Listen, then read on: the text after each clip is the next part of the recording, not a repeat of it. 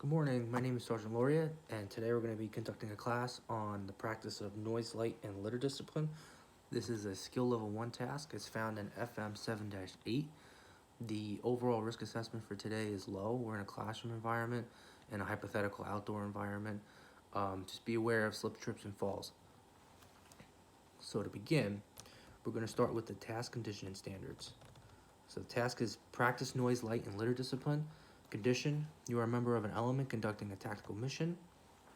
Standards, ensure that noise was kept to a minimum, no light was visible to the enemy, and the area was free of litter and other evidence of the unit's presence. Alright, so let's just get right into it. Noise discipline. It's the practice of minimizing one's noise signature to the degree that it does not compromise mission essential actions is very important. This could range from a night raid on the enemy stronghold to an urban reconnaissance of the local supermarket to retrieving water or utilizing the latrine at 3 a.m. in your secured perimeter.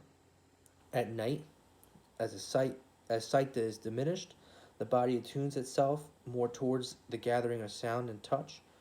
Simple noises that were previously background in the daylight are suddenly brought to a very real and close foreground at night. So how do you mitigate this? Very simple. We have performance steps right here. One is to comply with noise discipline. So avoid all unnecessary vehicle and foot movement. So that means at night or even during the day in a tactical environment, just be careful not to slam any doors if you're in a mounted unit and to talk very low. Secure all your equipment like metal parts, for example, your sling, your canteen cups, and your ID tags to prevent them from making any noise during movement. Don't restrict any moving parts of the weapon so that prevents it from operating. Talk only to conduct and explain operations, and use radios only when necessary to keep the volume very low. So, for example, as a hand signal, you can have halt, or you can have freeze of your gear. Although this is an old ACU one, all your gear has these little loops in it to keep the slack from jingling around. Also, you can use things such as zip ties.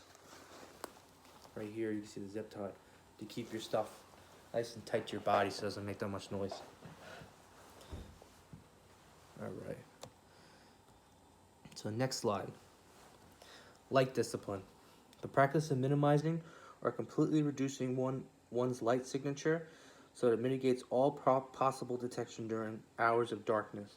Light discipline seems like a no-brainer until a group of people are trying to fumble their way around the forest in the dark. Even the smallest red lens flashlight can give away your position during hours of limited visibility. So how do you mitigate this? So performance steps is to comply with light discipline. Do not smoke except when it is concealed by enemy view, from enemy view as always. No, smoking at night should be restricted as the enemy can see and smell the smoke. Conceal your flashlights and other light sources so the light is filtered, by example with a poncho. Cover anything that reflects light, for example, metal surfaces, vehicles, and glass. Use all available natural concealment and camouflage all vehicle equipment. So here we have an example of somebody using a red lens. It's good to have it covered. So if you have the red lens here, like this guy in the picture, has it wrapped around his neck. It's good to either use your hands to cover it up or just kind of create like a wall with your hands so that it doesn't reflect any light off the map or whatever you're trying to look at. And here is an example of what a cigarette looks like through night vision. So I know with us in my unit in the 2101 Cav, it's restricted at all times at night. You're not allowed to smoke. So that's why a lot of guys use. If you have any type of tobacco or nicotine addiction, they advise you to have either pouches for dipping or you just don't use it at all. All right, so next slide. Litter discipline. The practice of cautiously monitoring and properly disposing of your waste. This can range from candy bar wrappers to footprints or even human waste. This is classified as generally anything that's unnaturally occurring in a given natural environment. If it doesn't grow, it has to go. So, performance steps. Comply with litter discipline. Take your litter, empty food containers, any empty ammunition cans or boxes, and old camouflage to an established collection point. Carry all litter with you until you can dispose of it without leaving a trace. And again, if it doesn't grow, it has to go. Here's an example of what not to do. Looks like somebody just left all their trash everywhere. Okay, so performance measures. So what we're going to do now is, hypothetically, we're going to be conducting a movement from point A to point B.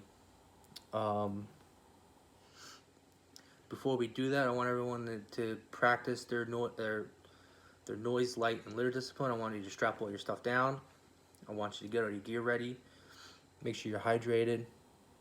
And then we're going to step off at, we'll say, 1300.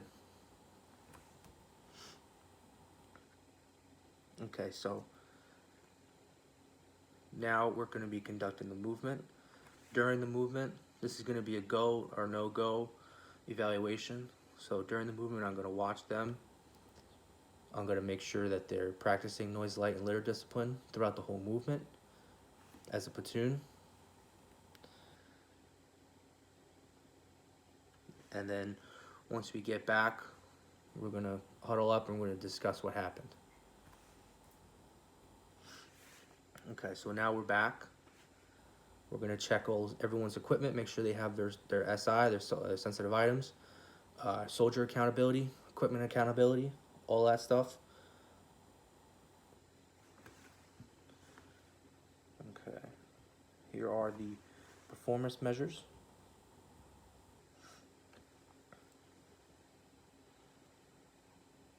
Okay, so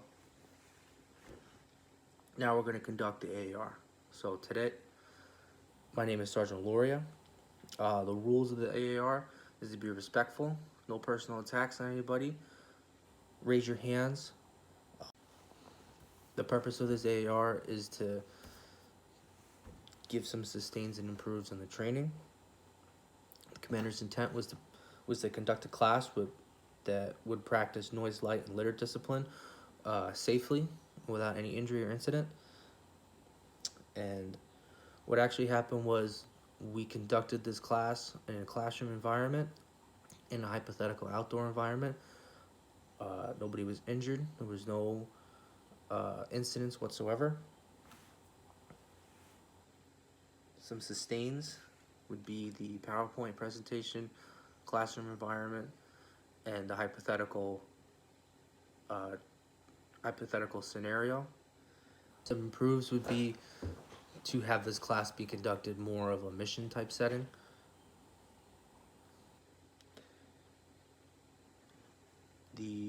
To review the risk assessment, given that we had a notional outside training environment, I would say having a water buffalo,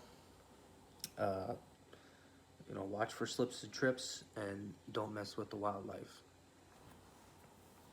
So before we conclude the class, I'd like everyone to do a police call. Make sure everyone has their gear, double check everybody. Once the police call is done, we made sure everything was cleaned up, we can close the training site. Again, my name is Sergeant Loria. Are there any questions?